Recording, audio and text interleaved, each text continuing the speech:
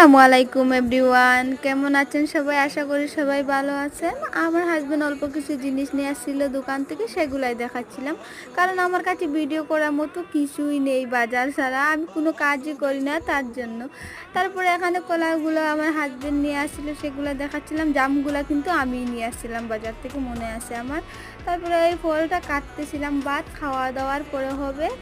আমি এই ফলটা আগে অনেক খেতাম, মানে প্রেগনেন্সিতে আমি অনেক খেতাম, এখন খাওয়া বাদ দিয়ে দিছি, মাঝে মাঝে খাই। আগে অনেক খেতাম, ডেইলি আমি খেতাম আগে এই ফলটা।